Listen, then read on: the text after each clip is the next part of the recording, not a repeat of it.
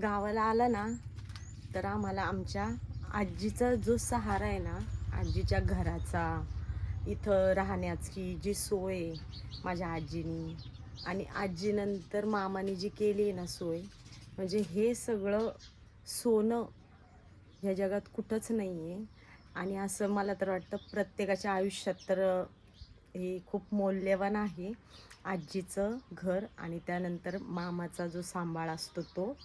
कारण आजी गेल्यानंतर मामानी पण ते तसंच आमच्यासाठी धरून ठेवलं की तुम्ही कधीही या, तुमच्या आजी बाबाचंच घर आहे. आणि म्हणजे असं आम्हाला कधी जाणवलंच नाही की आई बाबा गेल्याच्या नंतर की इथं यायचं की नाही, आपल्याला तसंच म्हणजे आई बाबासारखं जीव लावतील की नाही. पण खरंच माझे मामा खूप चांगले आहेत, त्यांच्यामुळंच आम्ही इथे येतो. आणि आमची सगळी हसी मजाक, माझं माझं स्वतःचं वागणं एकदम याच्यामध्ये राहणं की नाही आमच्या आईबाबाचं आहे, आमच्या मामाचं आहे असं म्हणून इथं सगळं वावरणं, सगळं हक्काने येणं, तर हे प्रत्येकाच्याच नशिबात नसतं. तर खूप भारी वाटलं. आणि खूप दिवस झाले आता इथं राहून, 25-26 दिवस झाले. आता चाललो परत आपल्या आपल्या घरी. तर चांगलं वाटलं आणि एकदम असं मन भरून आलंय की म्हणजे चांगलंच वाटलंय की याच्यानंतर आता परत काही ना काही निमित्त कार्याने यायला भेटतंच, असं नाही की भेटत नाही. पण मी आले त्याच्यानंतर सगळेजण आले, आमच्या घरात 2 लग्न होते म्हणून सगळे एकत्र परत आलो. खूप भारी वाटलं.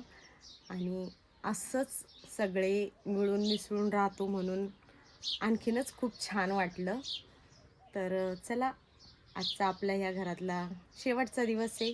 आता परत कधी भेटू सांगता येणार नाही. तर म्हटलं चला आज ब्लॉग बनवूया. तर आता सगळी साफसफाई परत केलेली आहे आणि हा कचरा थोडासा मामाने जाळला आहे. इकडं पण तसंच आहे.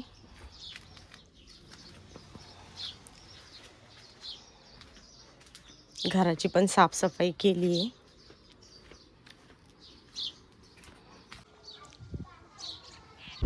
आता आम्ही फायनली मुंबईला चाललोय आणि गणेश आम्हाला सोडवतोय. हे दादाला दाखव असं